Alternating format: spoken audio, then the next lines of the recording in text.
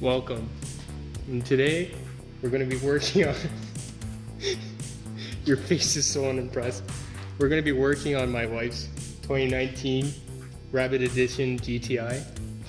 Today we got, it's like 10 o'clock, she's going to kill me. She's looking at me, she's going to kill me. We got Whitline Control Arms. Yeah, it's not happy. Can't see you. Whitline. You're supposed to add 0.25 camber to the front and 2.25 positive caster.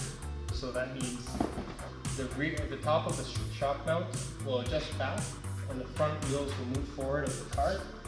So the front wheels come forward with positive caster, and when you change to negative camber or gap caster, travels to the rear. And now we also have upper strut mounts, because hers are creaking. And they're from 034. Like really high quality build. Upper strut mounts. The material is a lot better. Denser bushing for the center. So it'll stiffen up the front quite a bit and it'll help with traction and control. Let's get started. It does this stuff. So we're going to start off by removing the clips where the cowl is. You want to take off the other side? How do you do that? Yeah, I'll show you right here. See this clip? Like that, and then pull the weather strip. Okay. Now we're just going to put that on the table. Next, we're going to access 13mm bolts on the top of the strut tower. So let's just pull out. Yep, you just move it to the side. Yep, push it back and then pull up. Yep, just like that. Next, we're going to start removing the 3 13s. We're going to loosen them up halfway. The rear one we're going to leave for last.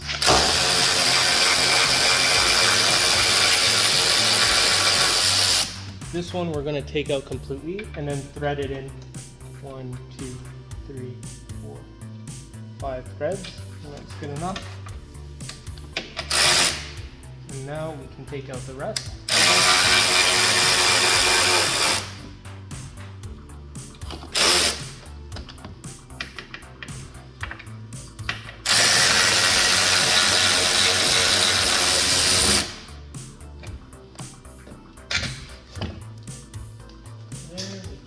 Side. So wait, oh okay. So what we're going to do is we're going to take that computer and we're going to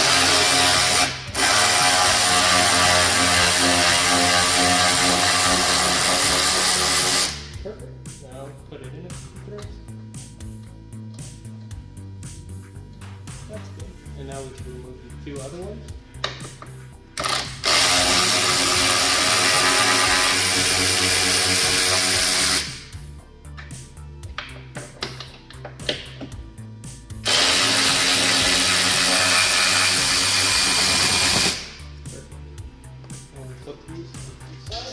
Next, we're going to go off and take off the wheels. Take up. Next, we're going to remove the center drive shaft bolts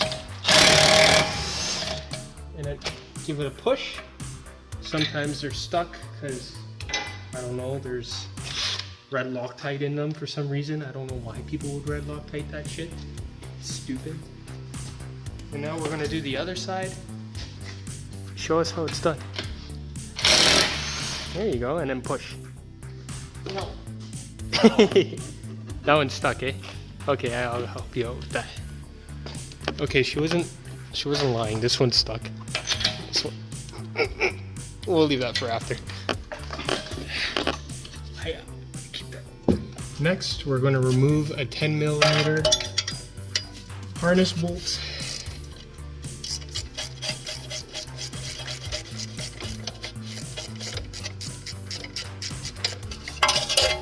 Do the rest by hand.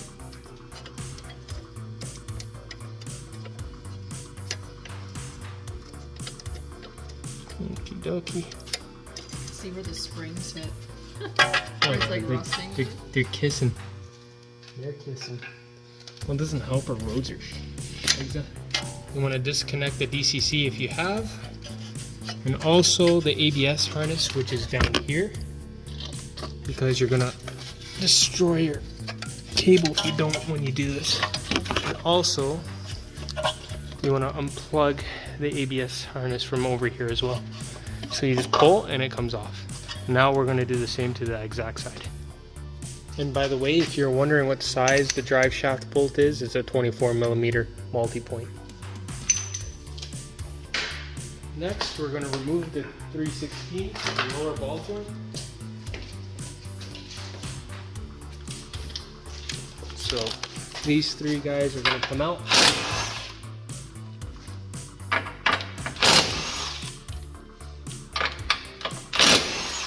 And we are also going to disconnect this 10mm for the level sensor because we don't want to put a strain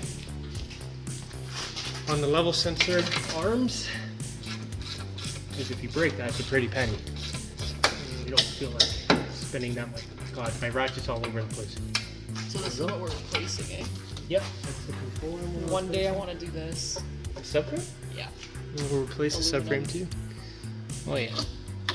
For this, we would just unbolt all this, right? Yeah. All of that is also, all of this is for your sway bar and your steering rack. You want to undo this 10mm? That way? Oh. I don't do this every day. They're like a pro. Better than all of the co-op students. With exceptions, there's some decent ones, but Whoops, there we go. better than some techs actually. And then we'll just put it on top of the arm. Like this? Yep. Just on top of the arm next to that 10mm. And then I'll trade you. You want to get these 16mm off? So you have for All three? Yep. Because we gotta let the hub assembly sit through. Nice. Perfect. And the last one. Good. Now we can move on to the next step. Next, we're going to remove that 18 for the sway bar end link. Oh, yay, great. All right. And I'm always sweating. Just how it goes. So I sprayed them up. What we're going to do is we're going to get an 18 and what is that? 6mm multi-point, and we're just going to put it through.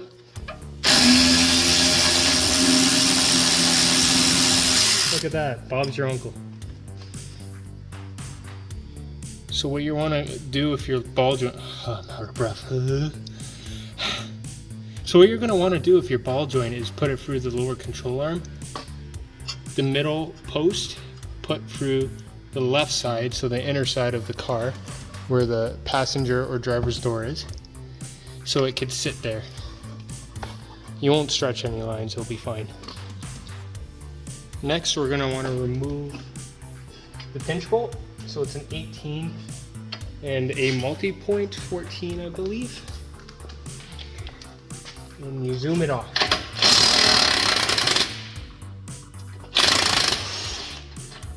Get your hub spreader. And you would just hammer in your hub spreader in the center, or if you have the special tool, you use your 3/8 drive and you could spread it open like that too. Now that you got your spreader in place, you just move it back and forth and it will eventually come down. You can push it up a bit. Make sure you support it because it might come down aggressive.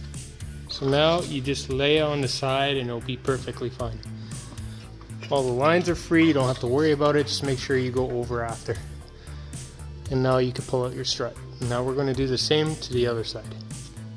Next, we're going to want to remove the center bolts out of the strut mount that holds the spring and strut mount together. it's on lowering springs, so. Can't see what you're doing. Really? No. Oh shit. Okay, I'll do this one. Can you see that? Yeah. Alright. We're gonna be removing this 21. She's on lowering springs, so it's not gonna pop at me aggressive. I wouldn't like recommend it on a stock GTI. Like, make sure you're doing it safely and with the proper tools.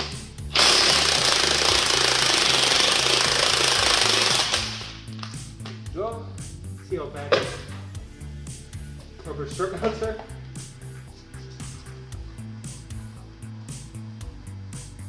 It's a little noisy here. Oh, there it is. That's the culprit. And here's the other one. Yeah.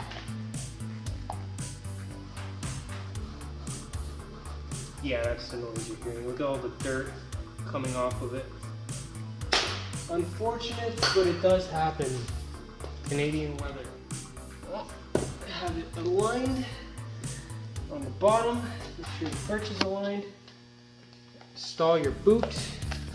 Put it back on top. There you go, get on the. Alright. Now, this point where your sway bar end length bolts up, and this point where the notch is, you can see that. Sweet. You align them together, so straight forward, like that. Okay. Now I'm gonna toss this bolt on. We're gonna fight with it first. Oh, give me my money, Christ. Now I'm gonna impact them on slightly, not too much. And then we're gonna get an Allen key and a 21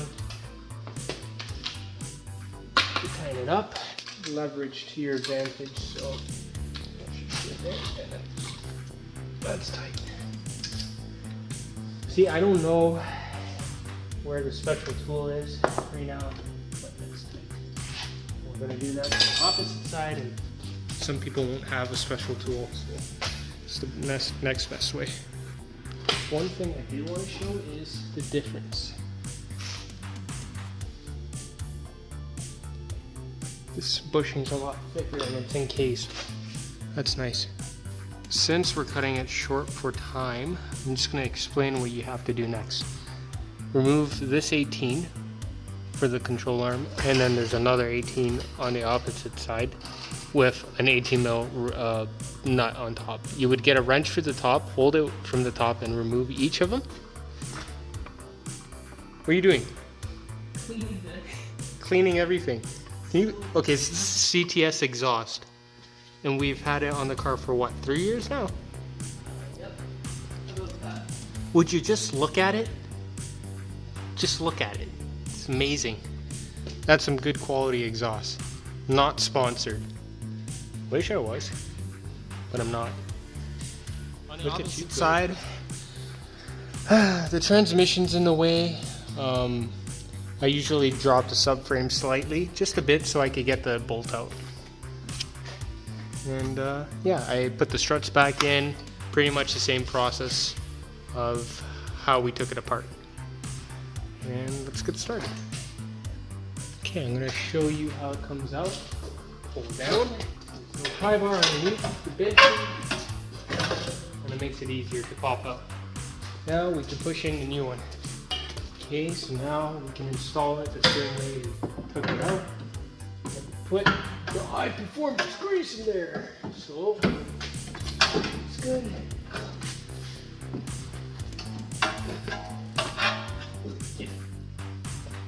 Yeah, I'm just really blind. Just, you know, big capital words, right top. Yeah. Yeah, ignore that. It should go in a lot easier now. Still needs a little tack though. So, we ran into a little dilemma. The ball joints, the studs are too short. So what we have to do is purchase the Whitline ball joints with the control arms. It did not say in their instructions that you have to buy their ball joints, so that kind of sucks. Bummer, but it's getting late anyways. We'll put these back in the box and we're just going to reassemble the old control arms and call it a night. And then we'll get to this on a later day. Alright, so we ended up getting the proper ball joints, thankfully. Before we couldn't put on the lower control arms because the ball joints would not work with this. I'll show you why. So when you upgrade these aluminum control arms, have a thicker casting, so when you go to slip on the stock ones, you don't get enough thread to thread on the nuts. And that's nuts, because they don't tell you in the instructions that you gotta buy their Whitline ball joint. So, the ball joint will go underneath. Go over top. Is it over top? Let me look at the instructions with this one. Can't read them in reverse. Okay, so we'll go on top like that. And then you also we'll put this on top through, and then you can get the adjustability too for more camber, which is very nice. And yeah, we installed one. Ready? They're marked left and right side. Obviously, left side's the driver's side. In Europe, I guess right side would be driver's side, but we're in North America, Canada, so left side, driver's side. And they're nice. And then we're gonna start putting the control arms in, and I'm gonna hate my life because it's really hard. So let's get started. Another little tip is, don't look at the logo. I thought that meant right. Meanwhile, there's like a big word. Big word. What am I saying? But you help me out. An actual label. Yeah, an actual label, not big word. Left top labeled. Can't read. I don't know. It blended in with the control arm. That's more like that pops out more than that. So we're gonna get it on the right side and not mess up this time. Alright, that went in like 0.25 seconds, not compared to last time when it was like 3-4 a.m. in the morning. And don't look over here. Cover that up. Yeah, I got an asteroid that hit me in the face from my third eye. Not tight though, just a little bit, until you feel it hit flush with the subframe. Okay, now we still got play, because what we're going to want to do is leave play on each end, and we're going to want to preload the suspension. And what that is you get a bar underneath the control arm, you jack it up until the control arm is flush, not lifting it off the hoist, because you don't want the car to fall off the hoist and potentially injure yourself. It's not fun. Having the car fall is not fun. So don't do that. Put like a stand in the back if you have to, if you're scared, or if you're doing it on the ground, that's better, because you could just use the jack and you have all 4 wheels on the ground, or 3 wheels on the ground. So we're gonna do that and install our thingamabob for the thingamajig. I don't know. Okay. So, I'm gonna crab walk a little bit. Here, come over here. I'll show you guys. You see how much more thread there is? Nice. I'm gonna max out camber for now. Yeah. Okay. Use our death grip.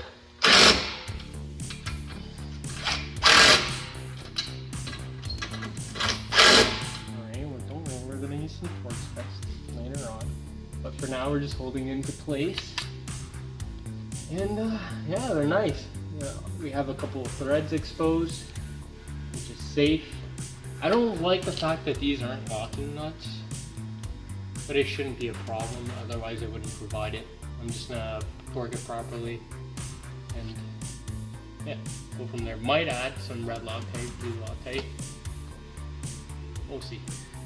Okay. What do you I'm mean? just putting it in. Yeah, put it in. Get it in there. Gotta line up the hole. Oh god, I'm not like.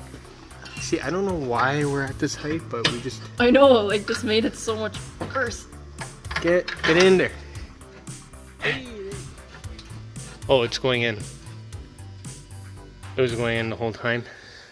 So I had a moment, and I was recording Deanna upside down while installing that bolt, so it probably looked like she was part of a exorcism. It's okay. We got it right this time. It's fine. We got it. So we're gonna continue on.